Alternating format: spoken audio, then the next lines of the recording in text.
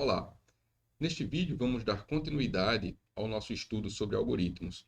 No vídeo anterior, a gente comentou sobre o que é um algoritmo, como ele é estruturado, quais são as suas estruturas que normalmente são apresentadas, e apresentamos o nosso primeiro algoritmo nas nossas aulas, que foi o algoritmo da receita de brigadeiro.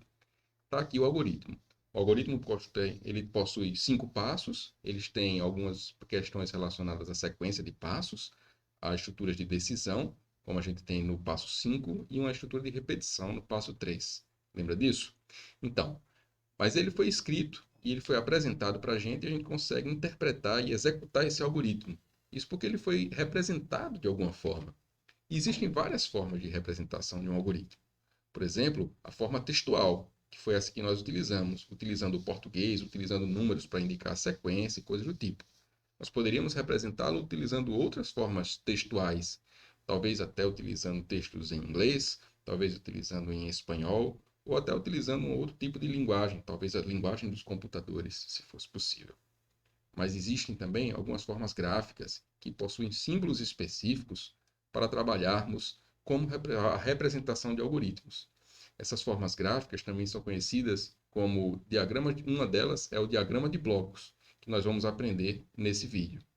E a questão do diagrama de blocos, embora seja uma coisa pouco utilizada, é importante você estudar, porque normalmente sempre essas questões de diagrama de blocos são colocadas em alguns concursos que vocês vão fazer, em algumas provas relacionadas à computação e também no exame do pós-comp.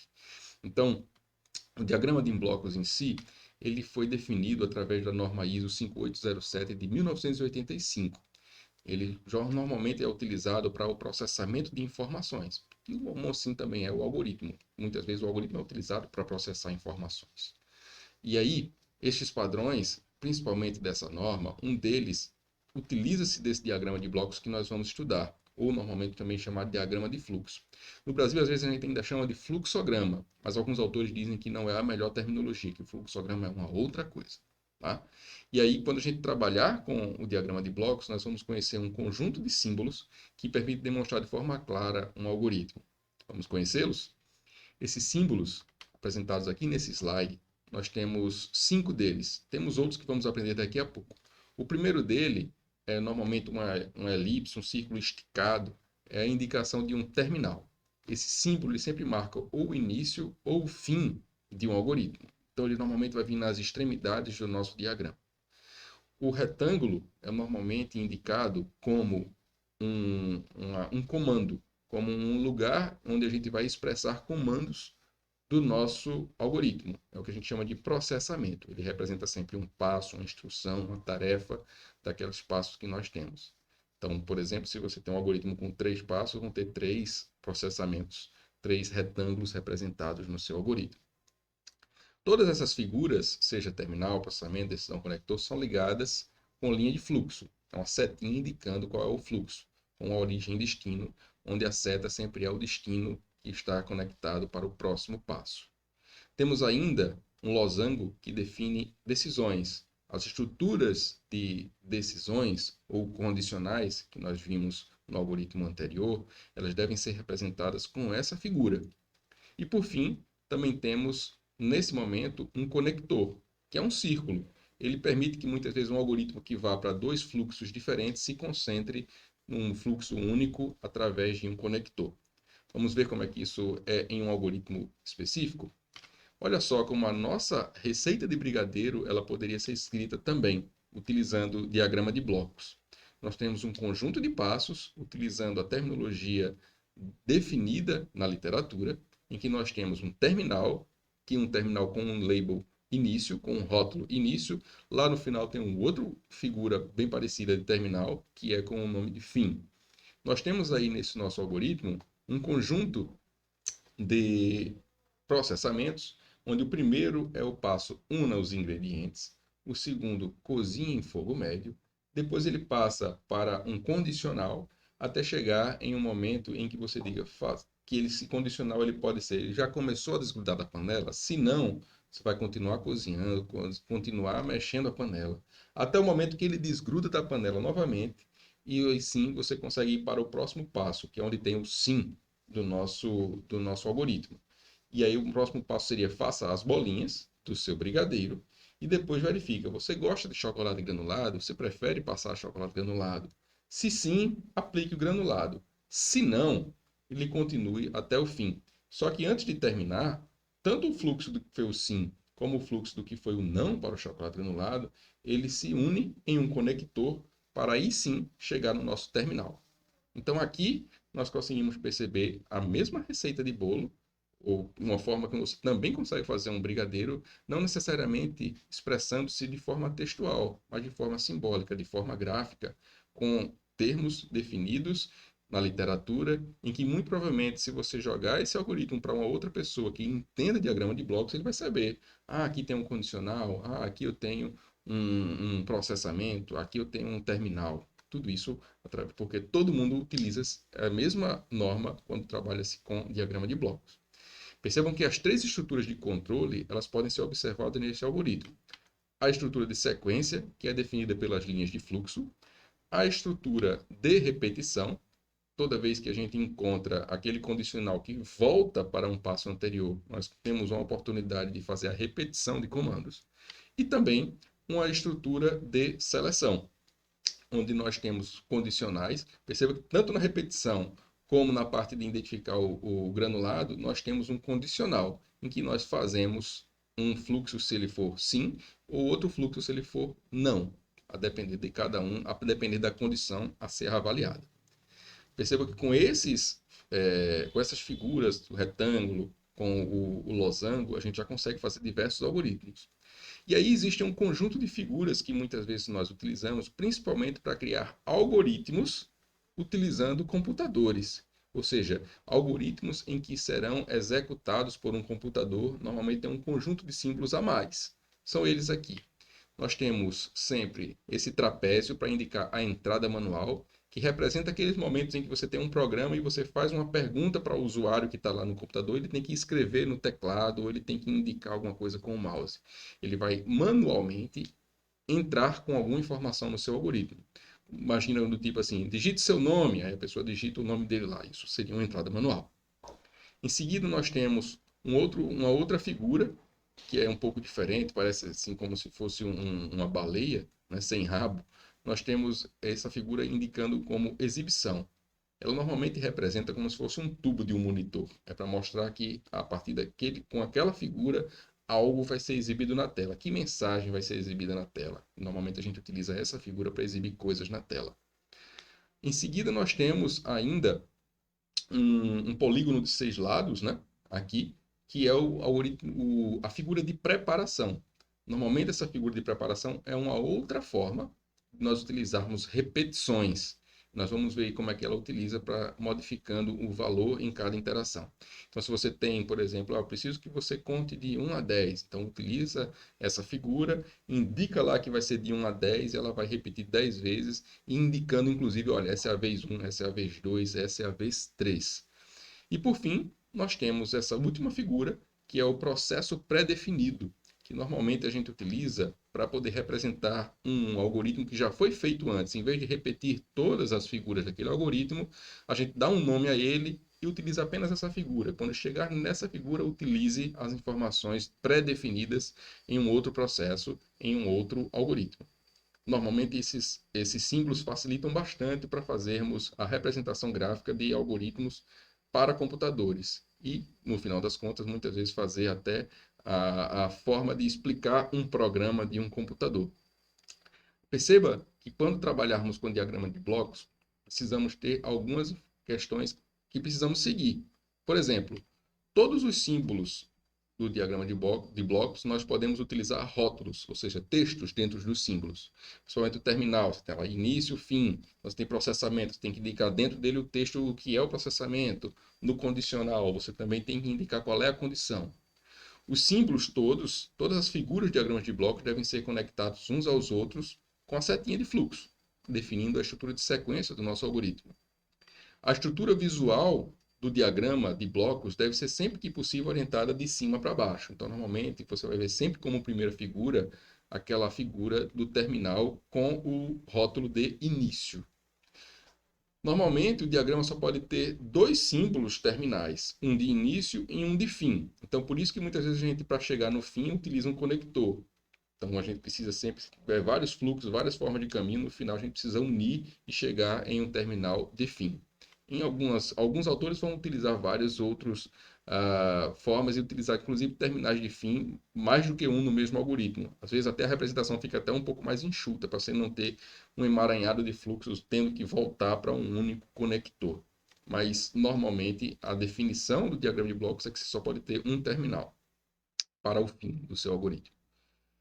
Os símbolos de entrada e saída poderão utilizar variáveis. Para representar valores no uso de múltiplas variáveis, deve-se separá-las por vírgulas. Ou seja, se você utilizou em algum momento um símbolo de entrada manual do tipo digite seu nome, essa informação pode ser associada a uma variável chamada A, e essa variável A pode ser utilizada, por exemplo, para imprimir na tela o seu nome é A, e você vai ter exatamente a informação desta variável.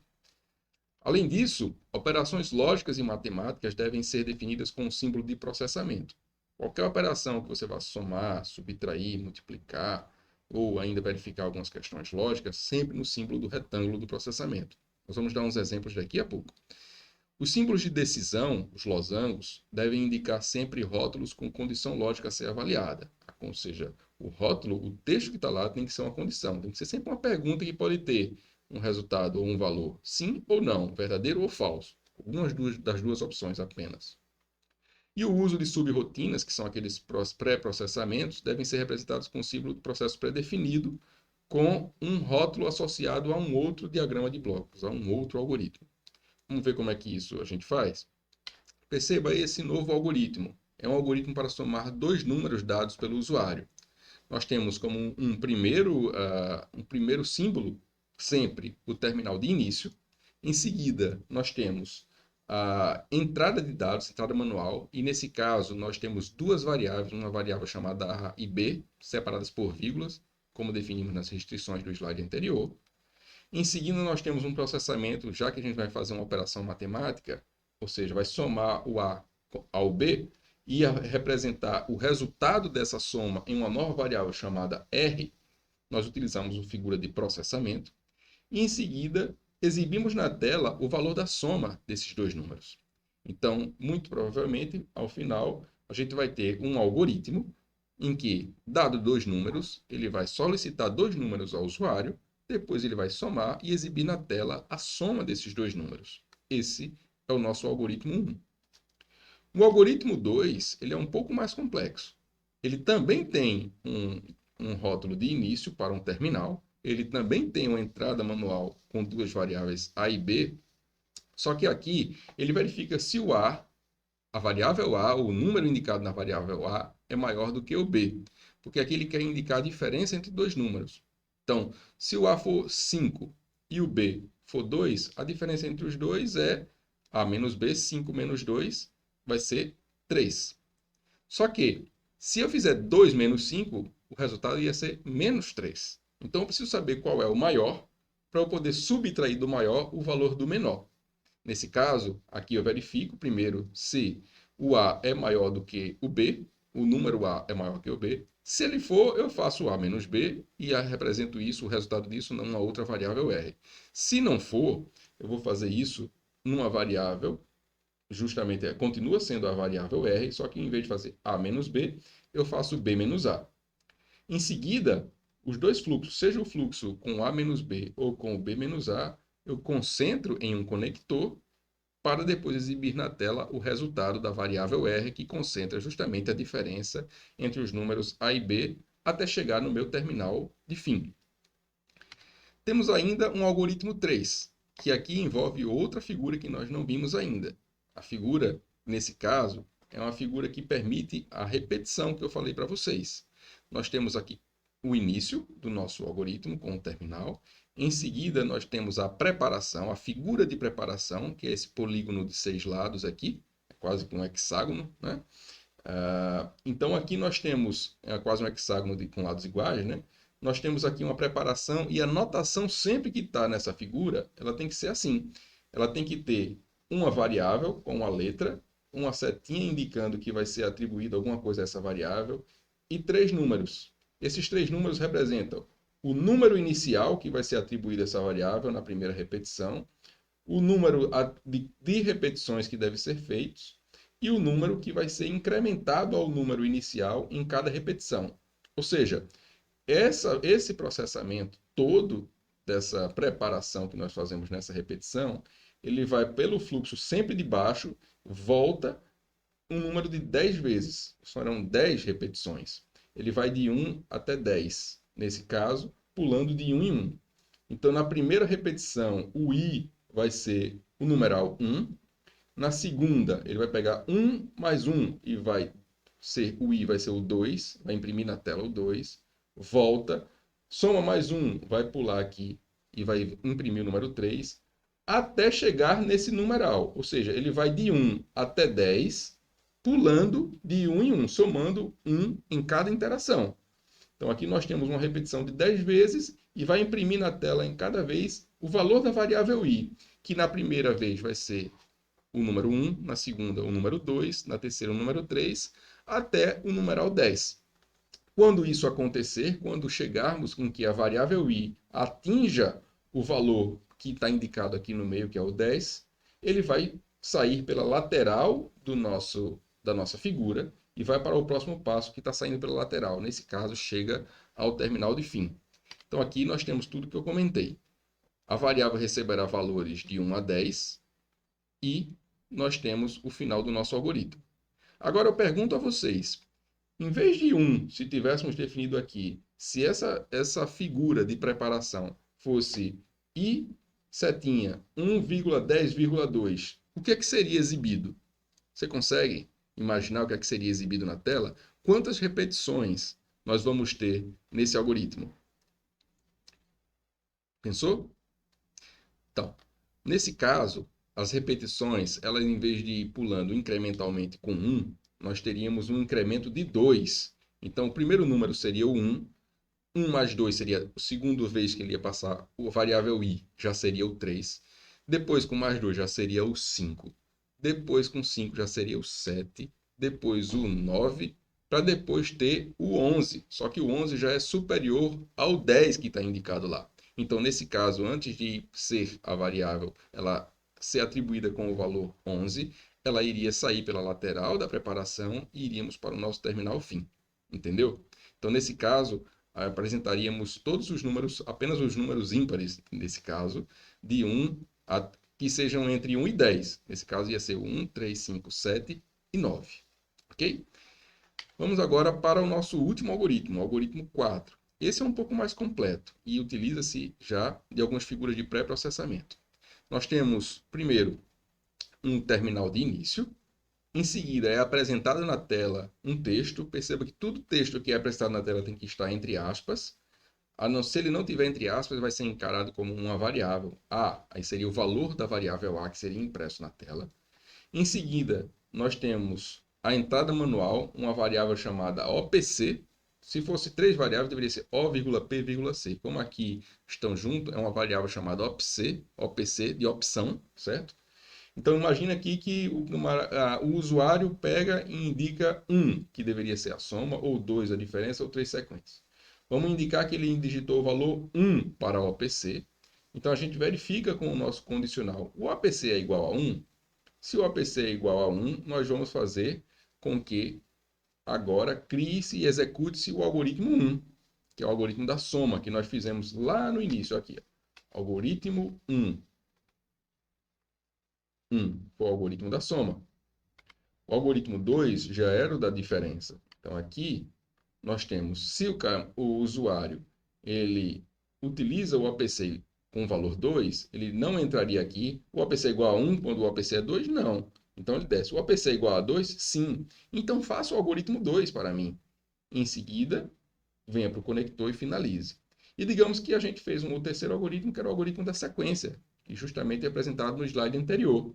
Se ele colocou 3 nesse valor da variável OPC, ele vai chegar nesse condicional e vai sair pelo não. Ele vai chegar nesse condicional, vai verificar a condição e vai perceber que a condição não é verdadeira. Vai sair para o próximo pelo não. E aqui sim, ele vai verificar que a condição é verdadeira e vai executar o algoritmo 3. Então, vocês me perguntam, Mário, e se o usuário, por acaso, indicasse um valor 4 para esse OPC?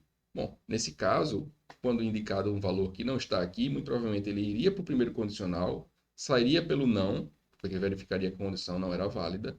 No segundo condicional, a mesma coisa, sairia pelo não. Na terceira condicional, a mesma coisa sairia pelo não. E ele ia executar e terminar o algoritmo sem ter entrado nesses outros algoritmos de pré-processamento do algoritmo 1, 2 e 3. Ele só ia pegar a informação do usuário e ia terminar o algoritmo. Ok? Bom, por fim, eu espero que vocês tenham entendido os algoritmos e deixo aqui alguns exercícios para que vocês possam realizar utilizando diagrama de blocos ou até formas textuais para criar 4 algoritmos diferentes. O primeiro, imprimir os números de 2 a 10. O segundo, imprimir todos os números entre 2 números informados pelo usuário. Por exemplo, o usuário indique 2 números. Digamos que o usuário indica 3 e 120. E aí colocar na tela todos os números, o 3, o 4, o 5 até o 120. Como é que você faria esse algoritmo? Depois, o algoritmo 3 que eu quero que vocês façam é indicar o quadrado de um número dado. Por exemplo, se um usuário indica que é o número 3 que ele vai dar. Qual o valor da potência de 2, o quadrado de 3? É o 9. Se fosse o 5, seria 25. Se fosse o 6, 36. Como é que eu faria um algoritmo para processar isso? E, por fim, um algoritmo para ordenar de forma crescente 3 números dados. Por exemplo, se eu digo 10, 30 e 20, eu dou esses valores, eu quero imprimir na tela 10, 20 e 30. Se eu digo 5, 3 e 9, eu tenho que colocar 3, 5 e 9 na tela. E se eu envolver números negativos? Por exemplo, 5, menos 1 e 2. Também tem que colocar menos 1, 2 e 5. Como é que a gente consegue fazer um algoritmo para isso? Tentem e aí depois a gente conversa. Coloque no nosso fórum de escuta e vai ser um bom exercício para você. Tá bom? Nos vemos no próximo vídeo. Obrigado.